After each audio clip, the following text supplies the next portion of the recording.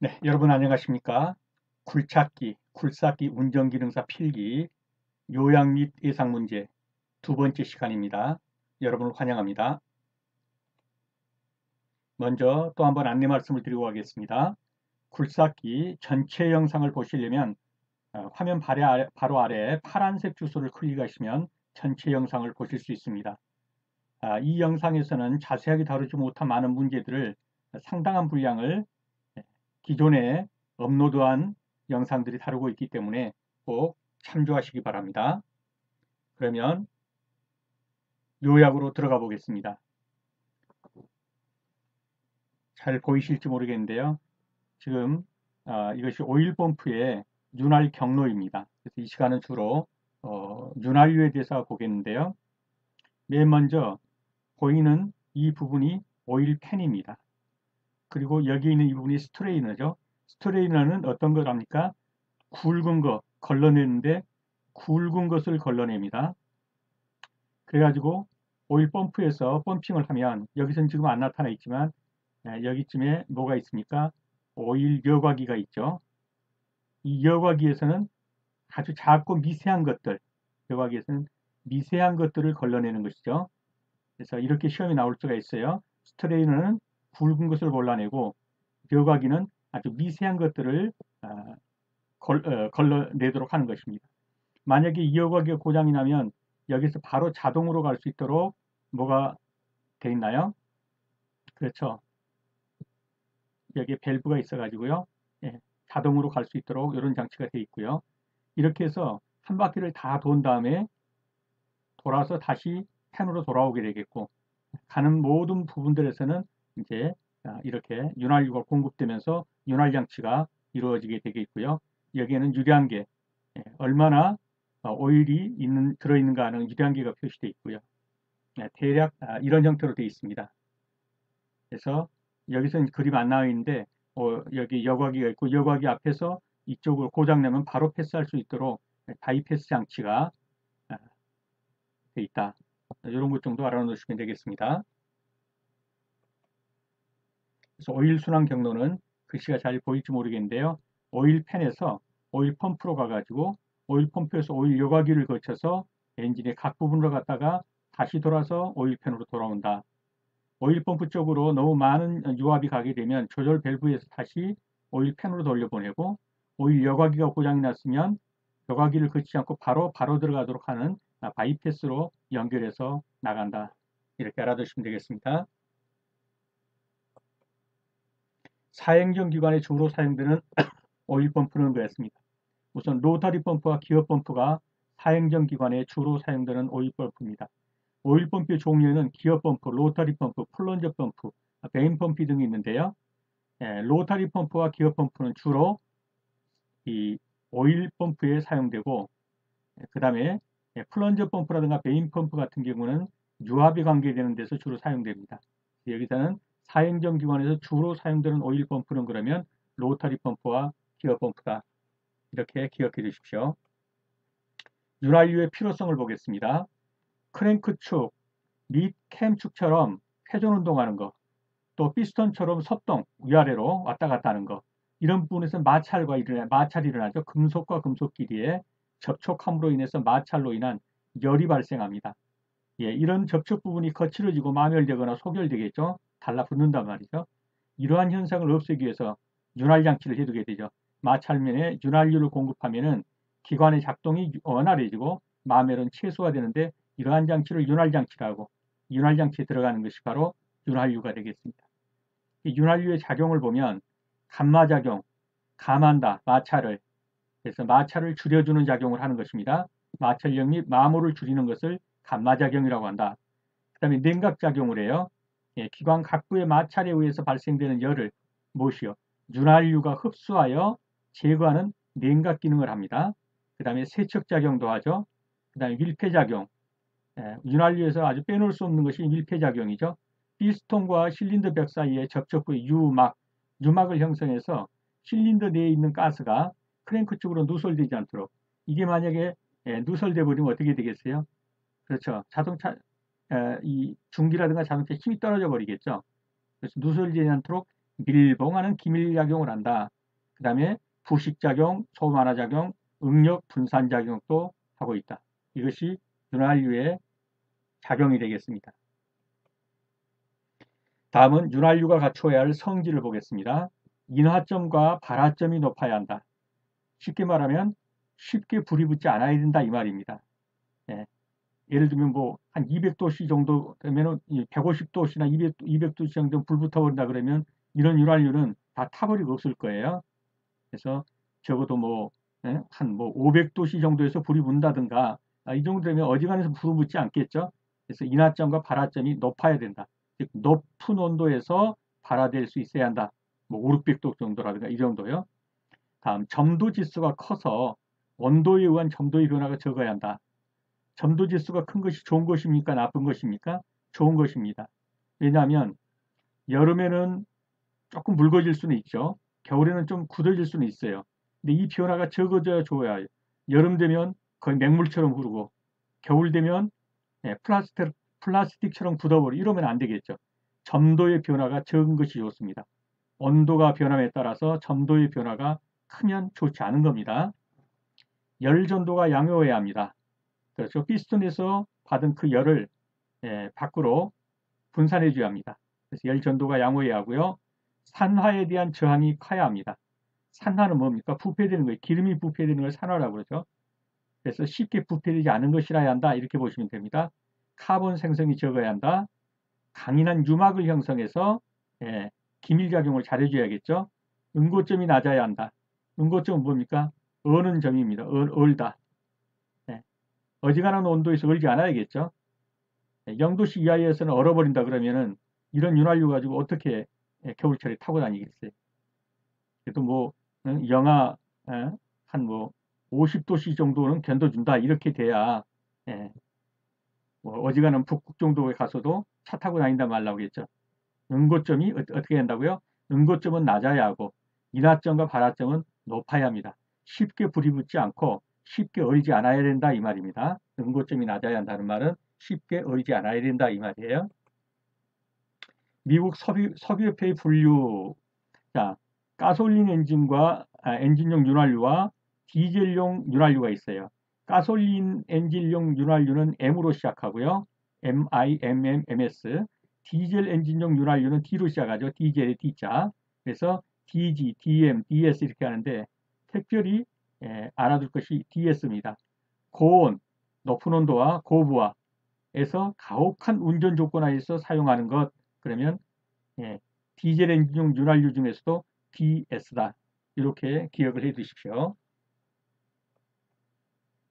엔진의 윤활유 사용 목적이 아닌 것은 문제를 한번 풀어보겠습니다. 실린더 내의 가스 누설을 방지한다. 유막을 형성해가지고 가스 누설을 방지한다고 그랬죠. 그래야 압축 압력이나 폭발 압력이 제대로 받겠죠. 그래서 이것은 맞는 것입니다. 노크 현상을 방지한다. 노크는 어떤 때 일어납니까? 틀렸는데요. 노크는 어떤 때 일어나죠? 그렇죠. 점화가 시기가 틀려버린 거예요. 너무 일찍 점화하든지 너무 나중에 점화해가지고 밸브의 개폐와 맞지 않는 경우가 있어요. 이런 경우에는 딱딱하는 소리가 나죠. 이게 노크 현상이에요. 윤활유와는 관계가 없고 연료의 점화와 관계 있는 겁니다. 그래서 2번은 틀렸고요. 응력 집중을 방지한다. 윤활유 사용 목적으로 맞습니다. 응력 집중이란 뭡니까? 폭발하거나 할 때 한쪽으로 힘이 몰리지 않도록 그것을 분산해 주는 거예요. 응력을. 이것이 뭐가 하냐면 윤활유가 한단 말이죠. 응력을 분산하는 작용을. 그 다음에 방척 및 세척 작용을 한다. 맞습니다. 틀린 것은 2번입니다. 노크 현상은 그렇죠. 점화가 제때 일어나느냐 그것과 관계 있는 것이죠. 그래서 노크 현상은 실린더 내에서 연료가 이상 폭발을 일으켜서 금속음이 발생하는 현상으로 윤활유와는 관계없는 것이다. 이상 폭발. 제때 폭발을 안 해주는 거예요. 너무 일찍 폭발하거나 너무 나중에 폭발하거나. 고온, 고부하 윤활유로 가장 가혹한 운전 조건 하에 사용되는 디젤 기관용 윤활유. 좀 전에 봤죠? DS라고요. 윤활유 점도에 대한 설명이다. 틀리는 것은 점도가 뭡니까? 점도는 끈끈한 정도입니다. 끈끈한 정도. 점도가 높다 그러면 어때요? 굉장히 끈끈하다 이렇게 보면 되고요. 점도가 낮다 그러면 덜 끈끈해서 묵다 이렇게 보시면 돼요. 자, 윤활유의 점도가 높을수록 유동성이 좋아진다. 유동성이 좋으려면 묽어야 돼요. 점도가 높다는 것은 끈끈하다는 거예요. 그러니까 점도가 높을수록 유동성은 떨어지는 거죠. 좋아진다 그랬으니까 틀린 것이고요. 답은 1번이 되겠네요. 여름철에는 윤활유의 점도가 높은 것을 사용한다. 윤활유 점도가 높다는 뭐예요? 끈끈한 걸 사용한다는 거예요. 그렇게 하더라도 여름철에는 30도, 35도가 나가니까 묽어져요. 그래서 여름철에는 SAE 번호가 큰 거, 즉 끈끈한 걸 사용해야 합니다. 겨울철에는 윤활유 점도가 낮은 걸 사용한다. 묽은 걸 사용해도 온도가 춥다 보니까 딱딱해져요. 굳어집니다. 맞습니다. 윤활유 점도 지수가 클수록 점도 지수입니다. 이건 점도가 아니고 점도 지수는 온도의 변화에 따른 점도의 변화가 적다 이 말이에요. 온도의 변화에 따른 점도의 변화가 적다. 그럴 때 점도 지수가 높다 이렇게 말하는 겁니다. 맞습니다. 그래서 틀린 거는요. 1번이 되겠습니다. 그래서 점도 지수, 점도와 점도 지수를 꼭 알아놓으셔야 합니다. 읽어보시고요. 다음 엔진 오일에 대한 설명으로 맞는 것은 엔진을 시동한 상태에서 점검한다. 엔진을 시동한 상태에 점검하면 어떨까요? 오일은 이미 펌핑이 돼가지고 온 기계를 다 돌고 있어요. 근데 거기다가 오일 게이지 넣어가지고 해봐야 큰 의미가 없을 거예요. 그래서 틀렸죠. 겨울보다 여름에는 점도가 높은 오일을 사용한다. 점도가 높다면 끈끈한 거죠. 그래도 여름에는 날씨가 더우니까 묽어져요. 그래서 이것은 맞는 표현이죠. 겨울보다 여름에는 점도가 높은, 즉 SAE 번호가 높은 것을 사용한다. 맞습니다. 엔진 오일에는 거품이 많이 들어있는 걸 사용한다. 이건 틀렸죠. 주로 냉각수 들어가면 거품 많이 일어나요. 좋지 않은 겁니다. 엔진 오일의 순환 상태는 오일 레벨 게이지로 확인한다. 만약에 이 말이 없다면 이렇게 가면 맞아요. 지금 여기 그림에서 보시면 보이겠나요? 이 오일 레벨 게이지에 긴 이렇게 막대같이 생긴 거잖아요. 이렇게 끈달려가지고 여기는 이렇게 생겼고 여기 오일 묻어나온 걸 보고서 많이 들어있네, 적게 들어있네 이렇게 하는 건데 오일이 순환되고 있는 상태, 즉 뭡니까? 시동이 걸려 있는 상태에서 이거 찍어봐야 안 돼요. 왜? 이미 오일은 다 온 주간을 돌고 있단 말이죠. 그래서 시동한 상태에서는 오일 점검 못 하는 거예요. 그래서 뭡니까? 이것도 틀린 것이에요. 그래서 맞는 것은요. 그렇죠. 겨울보다는 여름에 점도가 높은 걸 사용해도 점도가 높다면 끈적끈적한 거죠. 예, 워낙 날씨가 35도, 40도 올라가니까 묽어진다. 그래서 맞는 표현입니다. 겨울보다는 여름에는 점도가 높은 오일을 사용한다. 맞습니다.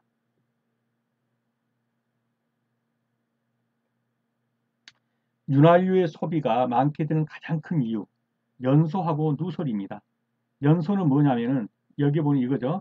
엔진의 윤활유 소비가 과대해지는 가장 큰 원인은 피스톤 링의 마멸이다 그랬는데 이 피스톤 링이 마멸되면은 피스톤이 하강할 때 오일을 모두 긁어내리지 못하고 그 오일이 올라가면서 연소실 내부로 침투하게 돼요.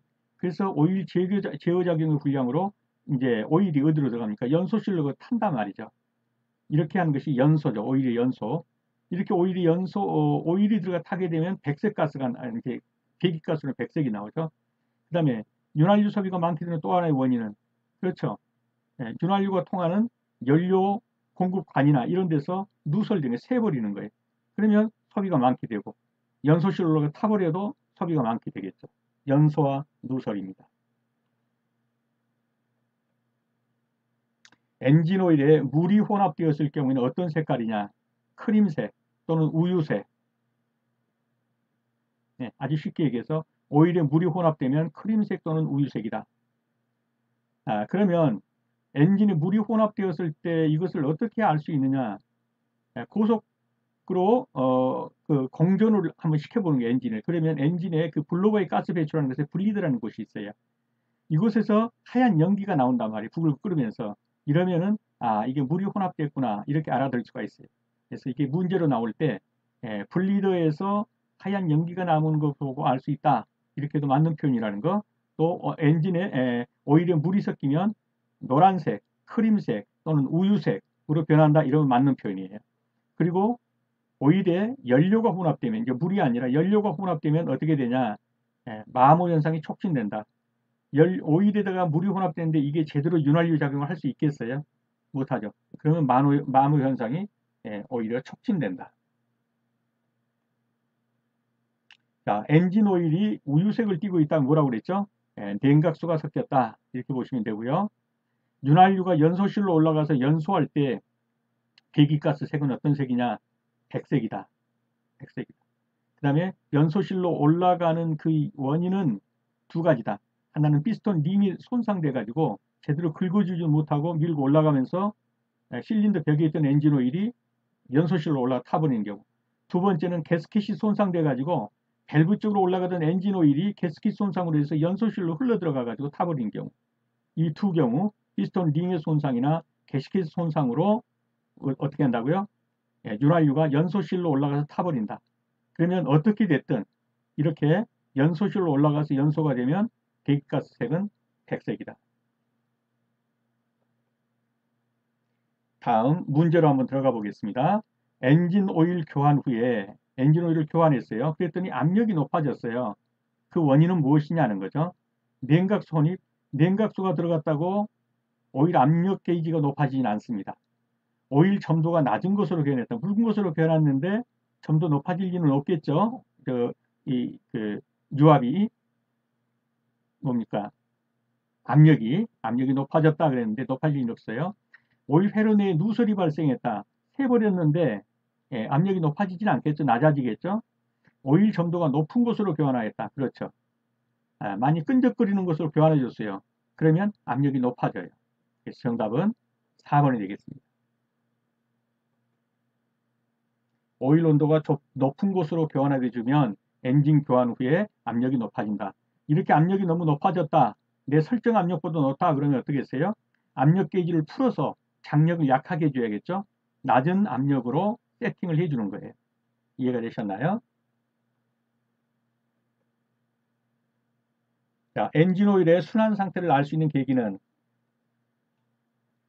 자동차와는 달리 중장비에는 건설기기는 엔진 오일의 순환 상태를 알 수 있는 유압계가 있죠. 그 유압계를 보고서 엔진 오일의 순환 상태를 알 수 있다. 유압기기에 설치된 기계에서 유압계 지침은 정상인데 유압계 지침은 정상인데 압력이 올라가질 않는다. 그러면 그 원인은 무엇일까? 유압계가 고장났을 때. 그렇죠? 오일 펌프가 파손돼 가지고 오일이 새요. 그러니까 올라가질 않겠죠, 압력이. 오일 펌프가 고장으로서 아예 오일을 밀어주질 못해요. 그럼 압력이 올라가지 않겠죠. 그러나 연료 파이프가 파손됐다. 연료 파이프가 파손됐는데 유압계 지침 관계 있겠나요? 이거는 관계가 없어요. 그래서 문제가 나올 때 이런 세 가지에다가 하나는 연료 파이프 파손. 그러면 연료 파이프 파손은 유압계의 압력이 상승되지 못하는 이유와 관계가 없는 것, 이렇게 보시면 되겠습니다. 오일 양은 정상이나 오일 압력계의 압력이 규정치보다 높다. 오일 압력이 높다. 그럼 어떻게 해야 되냐? 세팅을 다시 해야겠죠. 좀 풀어서 낮은 압력으로 세팅을 해주면 돼요. 어떻게 한다고요? 그렇죠. 유압 조정 밸브를 풀어주면 낮은 것으로 세팅이 된단 말이죠. 그래서 유압 조절 밸브를 조인다 그러면 더 높은 압력이 돼요. 이거는 높은 압력. 풀어준다 그러면 압력이 낮은 압력으로 세팅이 되겠죠. 그래서 유압 조정 밸브를 풀어준답니다. 유압 조절 밸브는 조이면 올라가고 풀어주면 내려갑니다. 기관의 오일 압력계 수치가 낮은 경우와 관계없는 것은 수치가 낮다. 오일 릴리프 밸브가 막혔다. 오일 릴리프 밸브가 뭡니까? 그렇죠. 자동 조절 밸브예요, 이것이. 그래서 일정한 압력을 맞춰놨는데 압력을 200으로 맞춰놨어요. 그러면 이 200을 넘어지면 이 조절 밸브가 열려가지고 다 빼버린단 말이죠. 압력을 딱 200으로 세팅되게. 그런데 이게 막혀버렸어요. 그러면 어떻게 됐어요? 해당하지는 못하죠. 그럼 계속 올라가겠죠? 네. 그런데 수치가 낮은 경우 그랬으니까 이거 계속 올라가니까 1번은 관계가 없는 것이죠. 밸브가 막혔다면 압력계 수치는 더 올라가겠죠. 근데 여기는 수치가 낮은 경우를 했으니까 1번은 틀린 것이고요.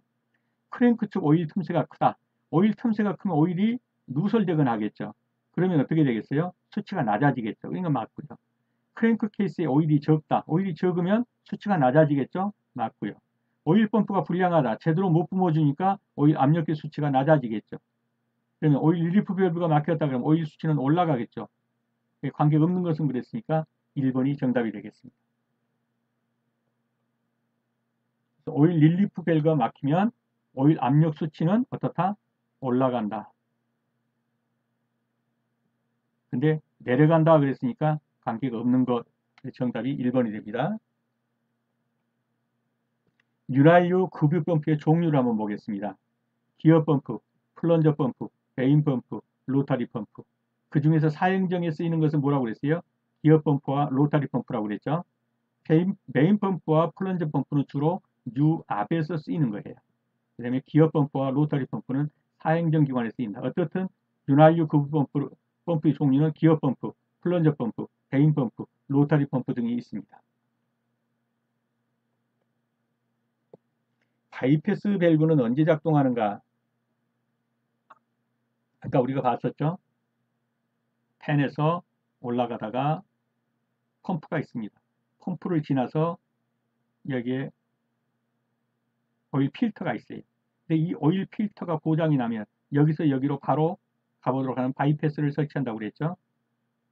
어떤 때요? 오일 필터가 고장 났을 때, 오일 필터가 막혔을 때, 오일 필터를 거치지 않고 바로 윤활부로 들어가게 만들어 버리는 것을 뭐라고 그런다? 바이패스라고 한다. 바이패스 밸브. 평상시는 여기를 막아 놓겠죠. 바이패스 밸브를. 그래서 이 고장이 나면 밸브를 열어주면 여기서 오일을 뿜어내면 여기로 가지 못하고 이렇게 바이패스로 들어가게 된다. 오일 펌프의 압력 조절 밸브를 조정해서 스프링 장력을 높게 하면, 스프링 장력을 높게 한다는 것은 뭡니까? 여기서 잠궈준다 이런 말이 되겠죠. 그러면 어떻게 되겠어요? 압력은 올라가겠죠. 유압은 높아지겠죠. 네. 풀어주면 유압은 낮아지고, 조여주면 유압은 올라가는데 장력은 어떻게 되겠어요? 풀어주면 장력이, 그렇죠, 줄어들고, 조이면 장력은 더 강하게 밀어붙일 거 아니에요. 그렇죠? 네, 그래서 조여주면 장력은 높아진다.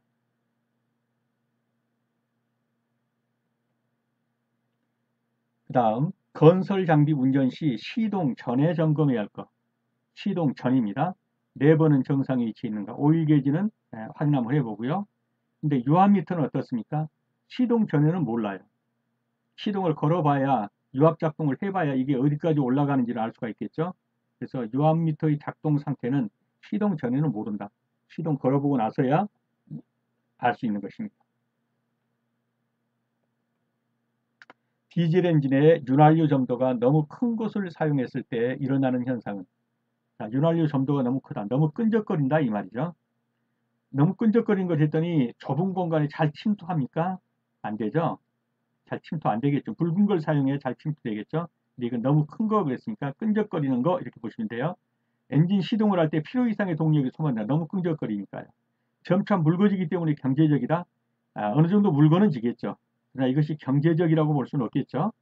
겨울철에는 특히 사용하기가 좋다. 겨울철에는 묽은 걸 사용해도 굳어진단 말이에요. 점도가 낮은 걸 사용해야 돼요. 겨울철에는. 어느 때 점도가 높은 걸 사용하나요? 여름철에요. 그래서 이것도 틀린 것입니다. 맞는 것은 2번이 되겠습니다.